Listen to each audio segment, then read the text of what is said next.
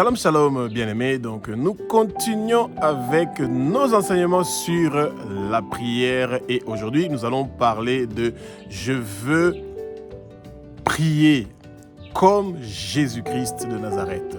Et je veux prier selon les exemples et suivre la trace de Jésus en ce qui concerne la prière. Alors, Jésus-Christ de Nazareth, le roi des rois, le Seigneur des seigneurs, celui qui est le Fils de Dieu, qui est Dieu, celui qui a versé son sang sur la croix de Golgotha pour nous racheter de la main de Satan, il veut que nous suivons son exemple, que nous suivons ses traces en ce qui concerne tous les domaines de notre vie, pas seulement dans la prière. Mais alors, souvent les gens se posent la question de savoir, moi j'ai une famille, donc vous avez choisi d'avoir donc une famille, vous sentez qu'il y a une lourdeur qui vient dans votre vie pour réussir à être un guerrier de prière. Et est-ce que c'est possible d'être un guerrier de prière quand nous avons une famille? Et pourtant, nous voulons suivre l'exemple de Jésus, lui qui n'avait pas de femme et qui n'avait pas des enfants. Mais Jésus avait quelque chose de merveilleux, une beaucoup plus grande famille que ce que nous pensons. Et que le Saint-Esprit prend le contrôle de ma bouche pour que ce que je veux dire, que ce soit des paroles qui sont inspirées du Saint-Esprit et que ce ne soient pas des paroles qui viennent de moi. Et que le Saint-Esprit commence à remplir le lieu où vous êtes, que vos écailles tombent et que vos yeux s'ouvrent. Vous allez connaître la vérité et la vérité va vous affranchir. Suivre l'exemple de Jésus et ses traces, c'est très possible, bien-aimés. Vous devez seulement avoir l'amour de vouloir ressembler au Christ de la façon que le Père nous a créés. Il nous a créés à sa ressemblance. Et dans sa ressemblance, il y a le flot de l'amour entre Jésus et le Père. Ce flot-là, nous devons aussi l'avoir en tant que des enfants qui ont un amour merveilleux pour le Père. Un amour qui est tellement grand qu'il n'y a rien qui peut entraver notre volonté d'être des hommes et des femmes de prière. 1 Pierre 2, 21 nous dit que Jésus a souffert pour nous et qu'il nous a laissé un exemple et qu'il veut que nous suivions ses traces. Bien aimé, de nos jours, quand le Seigneur bénit les gens financièrement, avec une famille, où il vous permet de pouvoir partir en Europe, ou pouvoir de voyager, les gens sont tellement distraits avec cette bénédiction-là qu'ils ont reçue du Seigneur, jusqu'au point à oublier que la base de ce qu'ils ont obtenu vient de la prière, de l'amour qu'ils ont montré vers le Père et que le Père les a pas récompensés, mais il les a fait une grâce de leur donner ce qu'ils ont aujourd'hui. Et que rien ne doit entraver votre relation de père à fils ou de père à fille et que en tout temps, comme Jésus le faisait, il passait le plus de temps possible dans la prière, en communication avec le Père. Jésus parlait avec le Père régulièrement. Et ça, c'est l'exemple numéro 1 que nous, les enfants de Dieu, nous devons suivre. C'est ce chemin-là que nous devons suivre. C'est cette trace-là que nous devons suivre. Et ne pas laisser qu'il y ait des obstacles qui sont en train de nous empêcher de pouvoir nous rapprocher du Seigneur, de pouvoir nous rapprocher du Père. Beaucoup de gens prient pour la maternité. Beaucoup de gens prient pour la richesse. Beaucoup de gens prient pour avoir un travail. Beaucoup de gens prient pour partir en Europe. Beaucoup de gens prient pour voyager. Et bien aimés, une fois qu'ils ont obtenu ce qu'ils étaient en train de demander, leur monde devient petit, dans le sens où ils sont plus occupés avec ce qu'ils ont reçu que les choses d'en haut. Jésus avait tout le pouvoir, toute la richesse, toute la sagesse, toute la force. Il pouvait faire beaucoup de choses qui pouvaient satisfaire sa chair, son corps, sa vie ici sur terre. Mais il n'a jamais été intéressé par les choses de la terre. Quand on lui proposait la nourriture, il parlait qu'il a une autre nourriture qu'il doit manger, celui de gagner les âmes. Il voulait gagner les âmes. Dans nos prières, nous devons prier pour que des âmes soient gagnées à Jésus-Christ. C'est ça l'exemple et la trace que le monde doit suivre. Mais aujourd'hui, le monde suit ce qui est en train de briller, les choses qui font briller les yeux des chrétiens. La richesse, le m'as-tu vu? Les gens veulent être glorifiés, ils veulent être vus, ils veulent être respectés partout. Les choses d'en haut ne les intéressent plus. Suivre l'exemple de Jésus et ses traces, c'est être intéressé par les choses d'en haut. La prière et la méditation de la parole sont les choses essentielles d'en haut dont les chrétiens ont besoin. Et quand nous sommes en train de prier et quand nous sommes en train de méditer la parole, nous sentons le besoin d'avoir la sanctification, une vie sans péché, une vie dans l'amour, dans la sincérité, une vie dans la dignité. Et ça, c'est quelque chose qui a été perdu de nos jours dans nos églises. Les gens, parce qu'ils demandent à Dieu, comme l'enfant prodige, et que Dieu, des fois, les donne parce qu'ils ont demandé. Mais que sa volonté n'est pas que vous recevez quelque chose qui va vous détruire. Et nous devons faire très attention de ne pas demander des choses qui vont entraver notre relation de prière avec le Seigneur. Genèse 5, 21, 22 nous parle de Enoch qui marcha avec Dieu. Eh bien, bien aimé, nous devons marcher avec Dieu. Marcher avec Dieu, ça veut dire suivre l'exemple de Jésus, ses traces. Comment il était intéressé par les choses du Père. Les choses du Père, c'est d'amener des âmes dans son royaume. Aider les gens, que le Père nous utilise comme son instrument pour que des gens puissent venir dans le royaume de Jésus. C'est très important. Et Enoch marchait dans le chemin de Dieu. Et même quand il a eu Mathusela et ses autres fils et ses autres filles, il a continué dans le chemin de Dieu. Ça veut dire que les occupations domestiques et les occupations familiales ne doivent pas entraver vos moments de prière avec le Seigneur. C'est le moment de communication, le moment de l'amour, le moment d'étudier la parole. Quand votre priorité devient votre famille et pas le Seigneur, il y a un souci. Alors, il faut vraiment faire la nuance entre ne pas s'occuper de sa famille et de faire des priorités dans notre vie.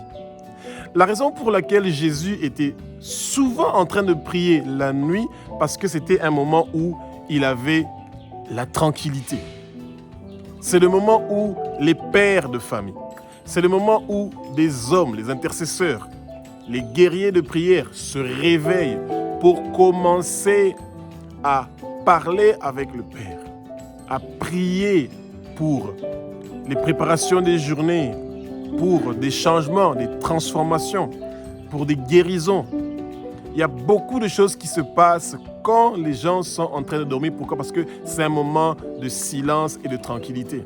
Et quand la journée commence, eh ben, vous n'avez plus quelque chose que vous devez utiliser comme raison pour dire que je n'ai pas prié parce que je devais faire la vaisselle, je n'ai pas prié parce que je devais laver les habits, je n'ai pas prié parce que je devais nettoyer la maison, je n'ai pas prié parce que je devais amener les enfants à l'école, je n'ai pas prié parce que je devais préparer les enfants pour les amener à l'école. Tout ça, ce sont des raisons que les gens se créent pour ne pas avoir une vie de prière comme un guerrier de prière. Mais bien aimé, quand vous rencontrez des difficultés dans tous ces domaines-là qui vous ont soi-disant empêché de pouvoir prier, c'est là que vous allez vous rappeler qu'il y a un Dieu qui doit avoir une priorité dans votre vie. Et que vous devez organiser votre vie de façon à avoir Dieu au numéro 1, au centre d'intérêt de toutes choses que nous sommes en train de faire. Et refuser de prier, refuser de méditer la parole, c'est refuser Dieu. Et ce n'est pas ça que nous voulons.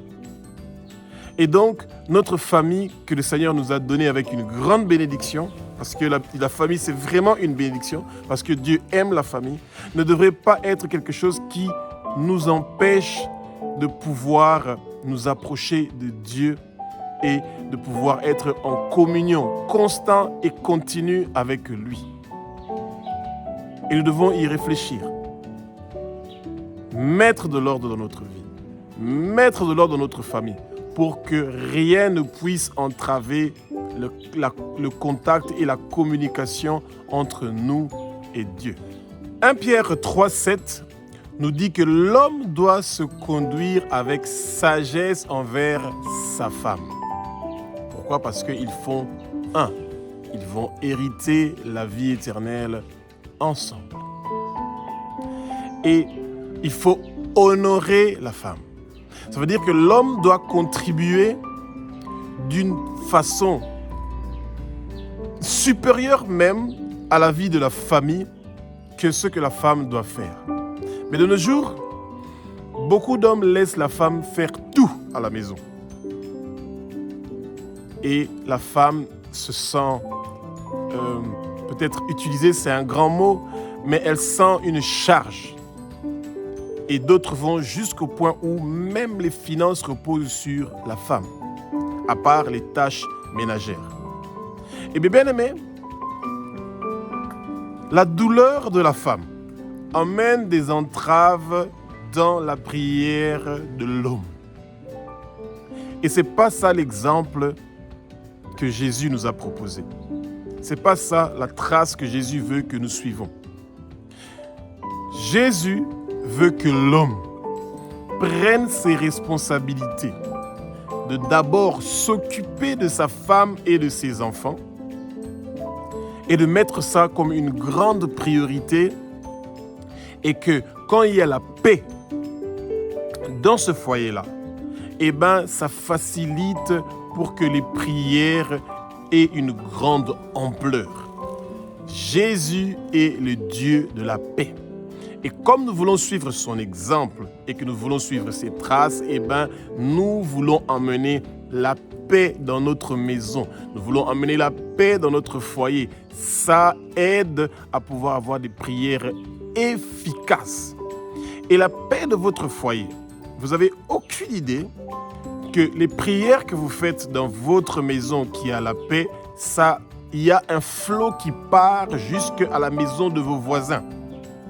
Vos voisins, sans le réaliser, ils vont sentir une paix qui est en train de venir dans leur maison parce que votre prière est en train d'affecter leur vie de tous les jours. Et le Satan ne veut pas que vous puissiez être en mesure de prier. Pourquoi? Parce que vos prières, ça lui dérange. Et c'est pour ça qu'il va toujours s'arranger que peut-être que votre femme peut vous déranger ou vous dire des paroles qui blessent ou vous frustrer pour que vous ne puissiez pas réussir à prier. Et c'est ça l'objectif du Satan. Quand vous voyez que votre mari ou votre femme cherche à vous frustrer pour que vous ne soyez pas en mesure de pouvoir prier, que vous ne puissiez pas avoir la paix de pouvoir prier, c'est le bon moment de prier parce que c'est exactement l'objectif du Satan, de mettre un obstacle, une barrière qui va empêcher vos prières de pouvoir être efficaces et de pouvoir aller vers le Seigneur. Le royaume de Dieu, c'est le royaume de la prière. De la même façon que chaque nation a ses particularités, aux États-Unis, on parle du basket, en Espagne, on parle du football, Barcelone, Real Madrid, ils ont des écoles de formation qui sont merveilleuses. Les Chinois fabriquent des voitures électriques, ils ont des divers, les Allemands fabriquent des voitures allemandes de luxe, fort et puissant, etc. Chaque nation a ses puissances. Le Congo a le coltan, l'or, le cobalt que tout le monde est en train d'envier, etc. les autres nations, le Burundi a un bon thé, un bon café, l'Éthiopie a des bonnes compagnies d'aviation avec un bon café. Eh bien, chaque nation a des choses qui sont en train de faire, qui est leur spécialité. Et dans le royaume de Dieu, notre spécialité, c'est la prière. Et c'est une prière dans l'amour. Une prière qui se fait sans amour et pas la prière de l'exemple de Jésus et ses traces. Pourquoi? Parce que Jésus, chaque fois qu'il priait pour que la volonté du Père soit faite. Les choses qu'il faisait, c'est les choses qu'il a vu le Père faire.